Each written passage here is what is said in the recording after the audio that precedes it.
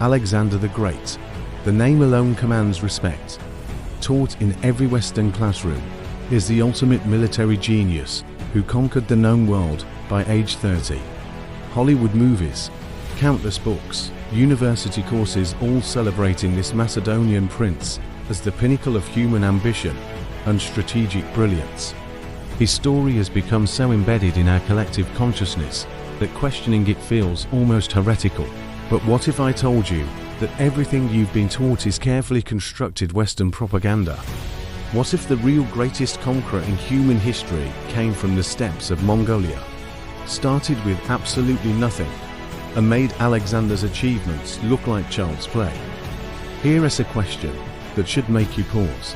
Why do we call Alexander the Great when another man conquered 6 times more territory, built an empire that lasted 6 times longer, and did it all without inheriting a single advantage? The answer reveals something deeply uncomfortable about how history is written, who writes it, and whose stories get celebrated, while others get buried or demonized. Let's start with the raw numbers, because numbers don't lie, even when historians do. Alexander the Great conquered approximately 2 million square miles during his 13-year campaign. That sounds impressive, until you learn that Genghis Khan conquered over 12 million square miles, literally 6 times more territory. But the comparison gets even more damning when you examine the context. Alexander's conquests took him 13 years of constant warfare, moving through lands connected by existing Persian roads and infrastructure. He was essentially following a highway system built by previous empires, conquering territories that were already politically organized and economically developed. Genghis Khan conquered his vast empire in just 25 years, crossing deserts, mountain ranges, and creating the world's first truly transcontinental empire from scratch. This isn't just about raw territory, it's about the scope of achievement. Alexander's empire stretched from Greece to India. Impressive, but largely following established trade routes and existing political structures. Genghis Khan's empire stretched from Korea to Poland, from Siberia to Southeast Asia. He didn't just conquer more land. He conquered more diverse civilizations, climates, and geographical challenges than any human being before or since. While Alexander struggled to maintain supply lines across relatively civilized territories, Genghis was coordinating military campaigns across frozen tundra, burning deserts, and mountain passes that would challenge modern armies. The logistical nightmare of operating across such vast and varied terrains makes Genghis Khan's achievements truly unprecedented in human history. But here's where the comparison becomes truly embarrassing for Alexander's reputation. Alexander inherited the most advanced military machine in the ancient world from his father, Philip II of Macedon. The Macedonian phalanx was already perfected. The siege engines were already developed. The officer corps was already trained. Philip had already begun the conquest of Persia and had weakened the Persian Empire through years of strategic warfare. When Alexander took power, he didn't just inherit an army, he inherited a complete strategic plan for Persian conquest that his father had spent decades developing. This wasn't a young upstart building an empire. It was a highly capable general executing his father's vision with his father's tools. Alexander essentially inherited a Ferrari and drove it down a highway his father had already built. Genghis Khan started with nothing, literally nothing. Born as Temujin into a minor tribe on the Mongolian steppes, he was abandoned by his own people when his father was poisoned by rivals. He lived as an outlaw, spent his youth fighting for survival against enemies who vastly outnumbered him, and had to build everything from scratch. He didn't inherit an army, he forged one from scattered, feuding nomadic tribes who had been fighting each other for centuries. He didn't inherit advanced military technology, he innovated it. He didn't inherit a wealthy kingdom, he created wealth through conquest and revolutionary economic policies. Every single advantage Alexander enjoyed, Genghis had to create through pure force of will and strategic brilliance. The enemies they faced tell an even more revealing story. Alexander's primary opponent was Darius III of Persia, widely considered one of the weakest rulers in Persian history. The Persian Empire was plagued by internal rebellions, succession crises, and a decentralized command structure. Persian armies were largely composed of conscripted troops with questionable loyalty, led by generals who often defected to Alexander's side. At the crucial Battle of Gaugamela, Darius had overwhelming numerical superiority, but fled the battlefield, demoralizing his entire army and effectively handing victory to Alexander. This is the caliber of opposition that built Alexander's legendary reputation, a declining empire led by an incompetent ruler. Genghis Khan faced enemies at the height of their power. The Jin dynasty in northern China commanded over 1 million soldiers and had successfully defended against nomadic invasions for centuries. They possessed sophisticated siege warfare, early gunpowder weapons, and military engineering that was centuries ahead of anything in Europe. The Khwarezmian Empire controlled the wealth of the Silk Road and commanded some of history's most skilled warriors. The Western Zia had built fortresses that had never fallen to foreign invaders, despite repeated attempts by Chinese emperors. Yet Genghis Khan didn't just defeat these enemies, he crushed them so completely that their military traditions were permanently disrupted. He didn't just win battles, he revolutionized how wars were fought, creating military innovations that would influence warfare for centuries. The sources we have about Alexander should also make us deeply suspicious. Our understanding comes primarily from historians like Arrian, Curtius Rufus, and Plutarch, all writing centuries after Alexander's death. They relied heavily on accounts from Alexander's own generals and companions, like Ptolemy and Nearchus. These were the people who had the most to gain from exaggerating Alexander's achievements and minimizing his failures. Meanwhile, most Western accounts of Genghis Khan were written by his enemies, Chinese chroniclers whose cities he had destroyed, Islamic historians whose empires he had conquered, European monks who saw him as the Antichrist. These sources had every reason to demonize him and emphasize destruction, while ignoring his innovations and administrative genius. This brings us to the uncomfortable truth. Western education has spent centuries promoting Alexander, while minimizing or demonizing Genghis Khan, because Alexander represents the triumph of Western values, while Genghis represents something that challenges Western assumptions about cultural superiority. Let's dive deeper into what each man actually started with, because this comparison reveals the most damning evidence against Alexander's supposed superiority. Philip II of Macedon was a military revolutionary who transformed Macedonia from a backwater kingdom into the dominant power in Greece. He created the Macedonian phalanx, developed the Saracen 18-foot pike that revolutionized infantry warfare, and built the professional army that would become Alexander's instrument of conquest. Philip also trained the elite companion cavalry, the very unit Alexander would lead in his famous charges. He secured Macedonia's borders, unified Greece under Macedonian hegemony, and meticulously planned the invasion of Persia. The invasion that made Alexander famous was already in motion when Philip was assassinated. Alexander simply had to execute a plan that was already years in the making. When Alexander took power, he inherited not just military assets, but a complete strategic blueprint. His generals were already experienced, his logistics were already established, his intelligence networks were already in place. The famous battles that built his reputation were fought with tactics his father had developed, using weapons his father had perfected, against enemies his father had already weakened. Compare this to Temujin's situation, when his father Yasuge was poisoned by rival tribes.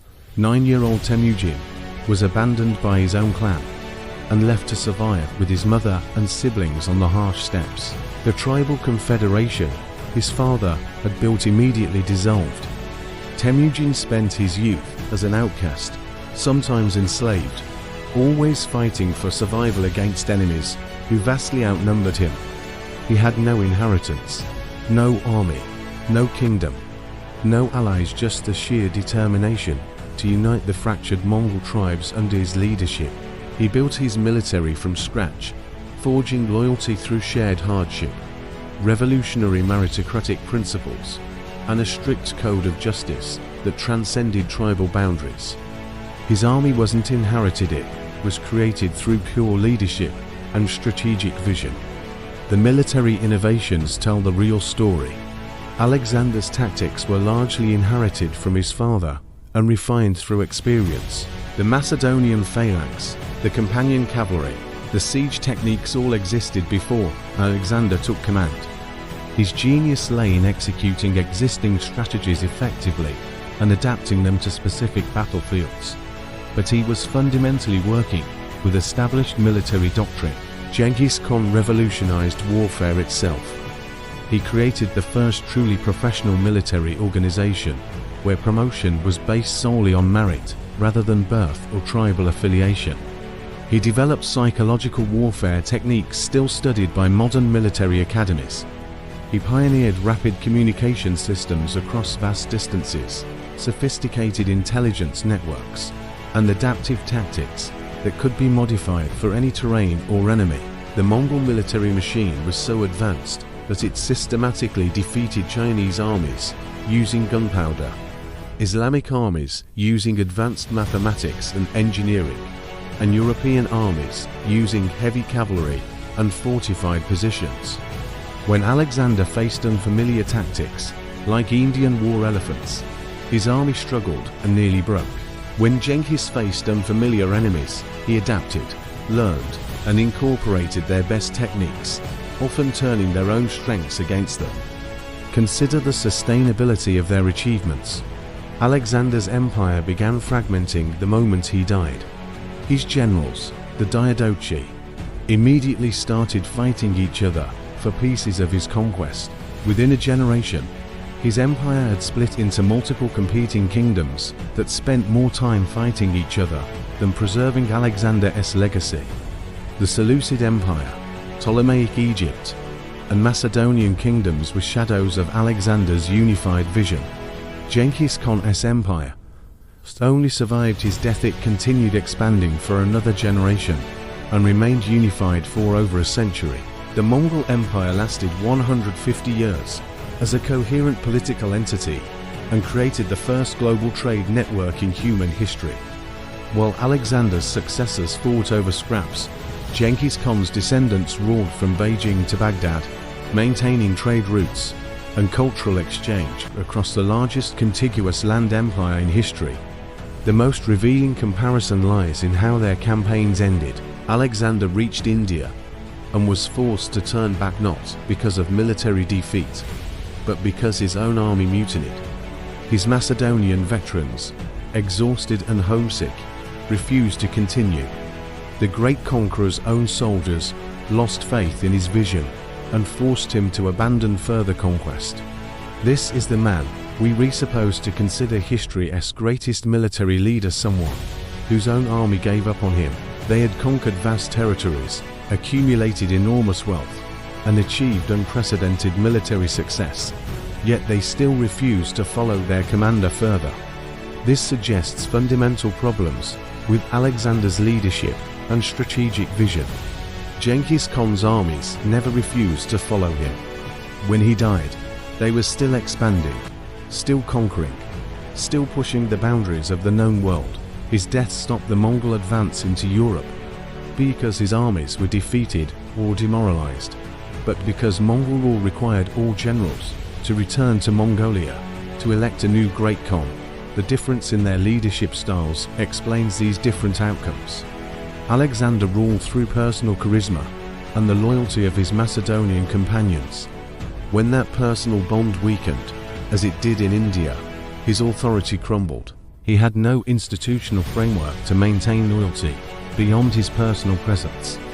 Genghis Khan built institutional loyalty based on merit, shared wealth, and collective success. His followers believed in the system he created, not just in him personally.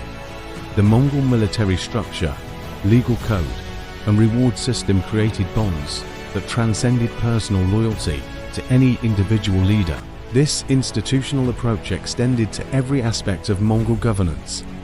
While Alexander struggled to integrate Persian administrative systems with Macedonian military control, Genghis created truly unified institutions where conquered peoples could rise to high positions based on ability. His empire included Chinese administrators, Persian scholars, and European craftsmen all working together in a unified system. The scope of integration was unprecedented. Alexander's empire remained essentially Greek in its upper levels, with Macedonians holding most key positions. Genghis Khan's empire was genuinely multicultural, with people from every conquered civilization contributing their expertise to imperial administration. This wasn't just conquest, it was the creation of the world's first truly integrated, meritocratic empire.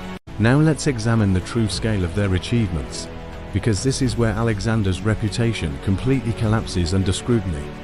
Alexander's 2 million square miles sounds impressive until you realize it was largely concentrated in a relatively narrow band from Greece to India, following existing trade routes and Persian infrastructure. This was conquest along established pathways, not the creation of entirely new connections. Genghis Khan's 12 million square miles created the first truly transcontinental empire, connecting civilizations that had never been in direct contact. The Mongol Empire linked the Pacific Ocean to Eastern Europe, creating a unified political and economic zone that wouldn't be seen again until the modern era. This wasn't just larger, it was qualitatively different, bridging vast geographical and cultural divides that had separated human civilizations for millennia. The lasting impact reveals an even starker contrast. Alexander's conquests led to the spread of Hellenistic culture, which influenced art, philosophy, and science for centuries. This is certainly significant, but it was largely confined to urban elites and gradually faded as local cultures reasserted themselves. The influence was often superficial, a veneer of Greek culture over existing traditions. Genghis Khan's conquests created the first truly global civilization, facilitating the exchange of technologies, crops, and ideas that fundamentally changed the world. The Mongol Empire's trade policies and cultural exchange during the Pax Mongolica made the later European age of exploration possible. The geographical knowledge, navigation techniques, and trade routes that European explorers used to discover the New World were largely preserved and transmitted through Mongol networks. Without Genghis Khan's empire, Columbus might never have reached America, and the age of exploration, as we know it, might have been delayed by centuries.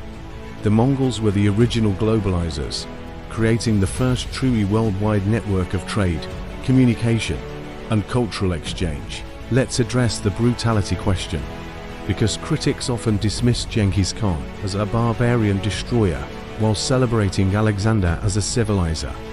This is historical hypocrisy of the highest order. Alexander's sieges were characterized by extreme cruelty. At Tyre, he massacred 8,000 citizens, crucified 2,000 men, and sold 30,000 into slavery. Similar atrocities occurred at Gaza and other cities. This wasn't collateral damage, it was deliberate terror strategy. Genghis Khan certainly destroyed cities that resisted him. But here's the crucial difference: he also built. The Mongol Empire established groundbreaking administrative systems, including the Yam postal relay system, that was more efficient than anything Europe would develop for centuries.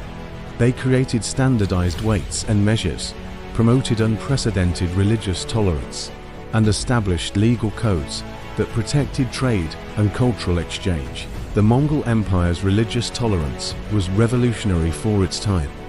Christianity, Islam, Buddhism, and other faiths coexisted and interacted in ways impossible under other empires.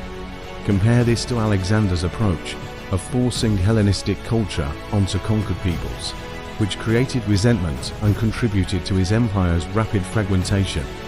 The economic comparison is equally devastating for Alexander's reputation.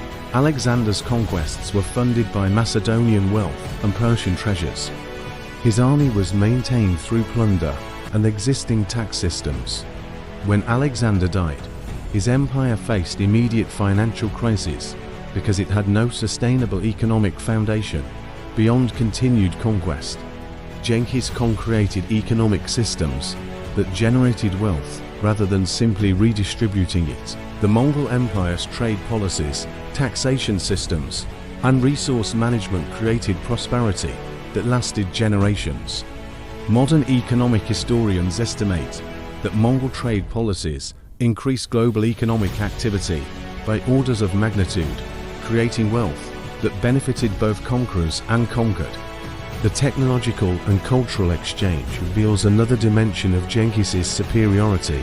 Alexander's conquests led to some cultural mixing, but it was largely one-directional Greek culture imposed on others.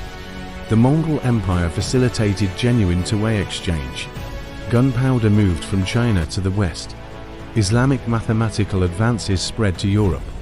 Chinese printing technology revolutionized communication. Medical knowledge from different civilizations was synthesized and improved. The Mongol Empire's impact on human knowledge was transformative. They moved scholars, artisans, and ideas across continents, leading to innovations in cartography, medicine, engineering, and agriculture that benefited the entire world. The Renaissance in Europe was partly possible because of knowledge preserved and transmitted through Mongol networks. Think about the technologies and ideas we use every day. Paper money, printing, gunpowder. The compass all spread through Mongol trade networks. Crops like rice, wheat, and various fruits spread across continents through Mongol agricultural policies. Medical techniques from China, Persia, and Europe were combined to create more effective treatments.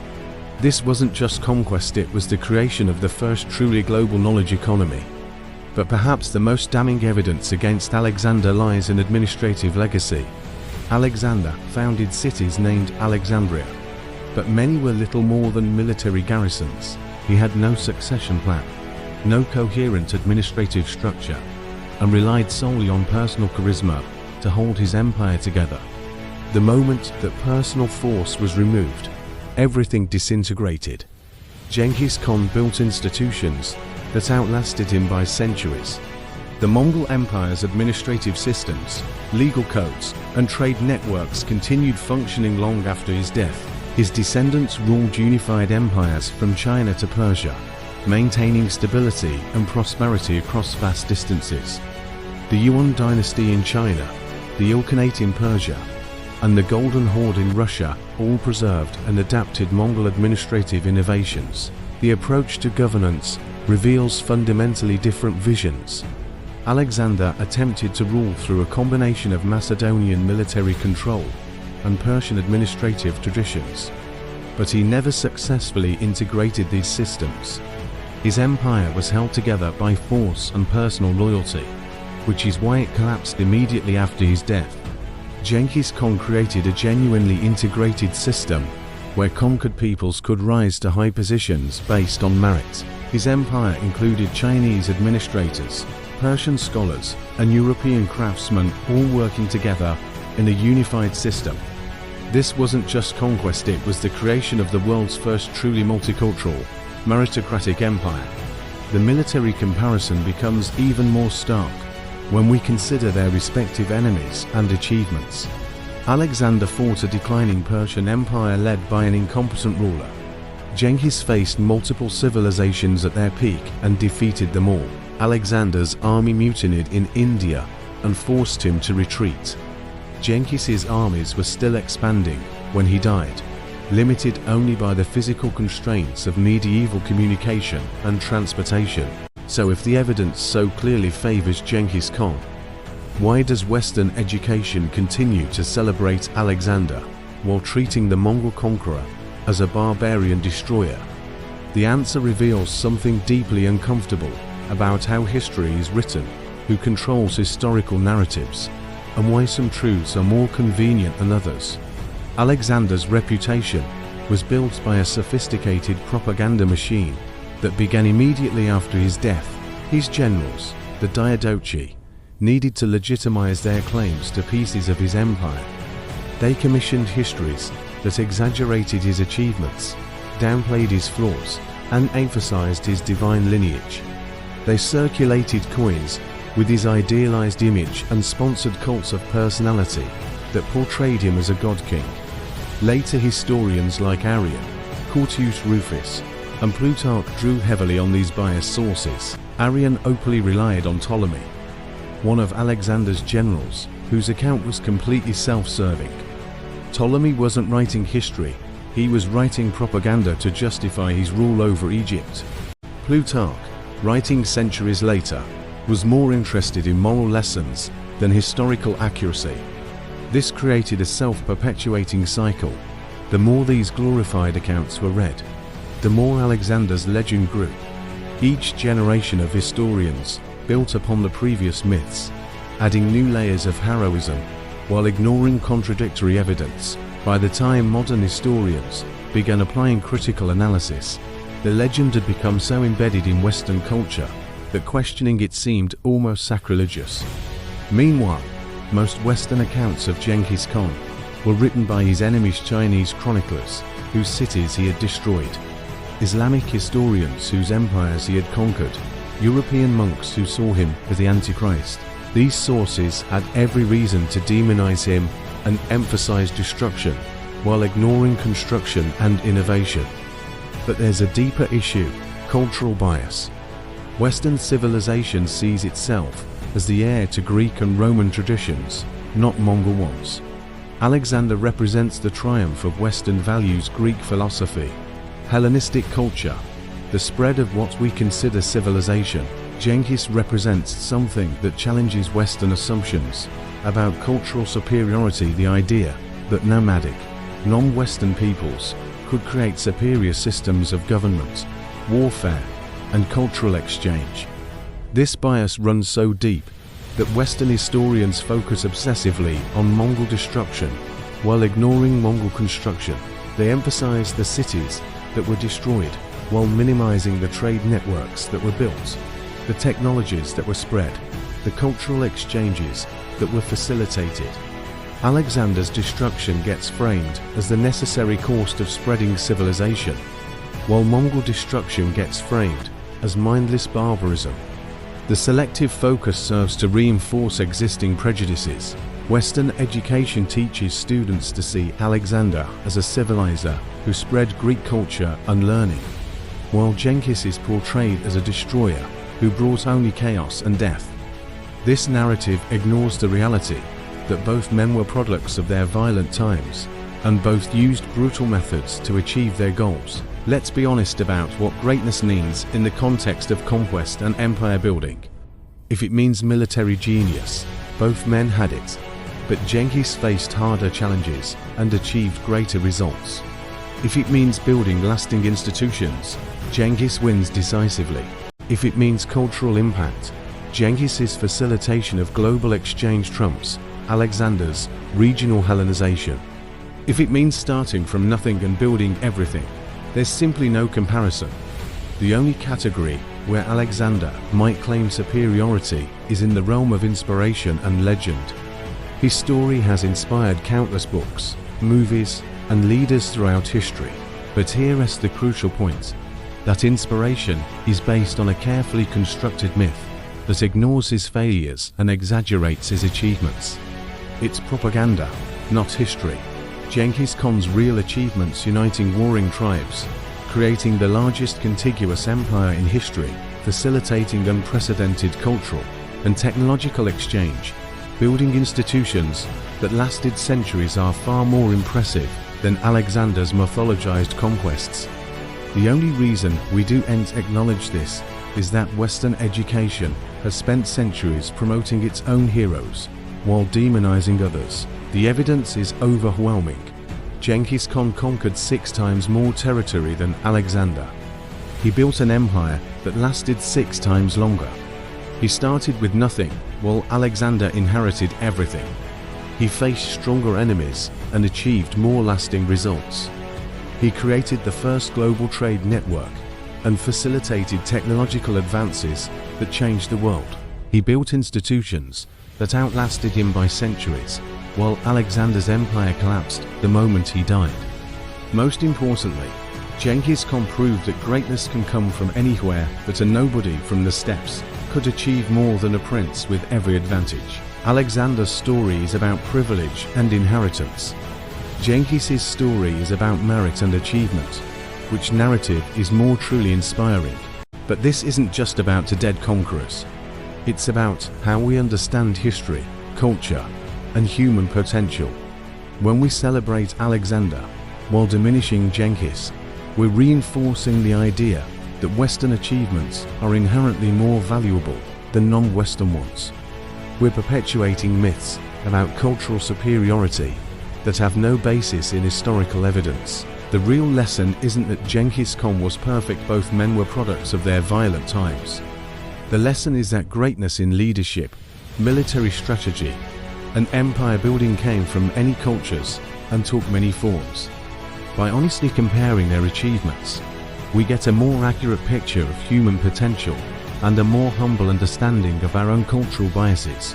When you examine the evidence objectively, the scale of conquest, the strength of opposition, the lasting impact, the institutional innovations, the conclusion is inescapable. Genghis Khan didn't just surpass Alexander's achievements. He made them look like the accomplishments of a talented amateur, playing with inherited advantages. The numbers don't lie. The evidence is clear. Genghis Khan was everything Alexander pretended to be and more. He was the self-made conqueror who built the largest empire in history from nothing. He was the military innovator who revolutionized warfare. He was the institution builder whose systems outlasted him by centuries. He was the globalizer who connected East and West for the first time in human history. It's time we acknowledge that truth. The greatest conqueror in human history wasn't the man they taught you about in school. It was the man they were afraid to teach you about. And now you know why. If this evidence has opened your eyes to how our understanding of history has been shaped by cultural bias, let me know in the comments.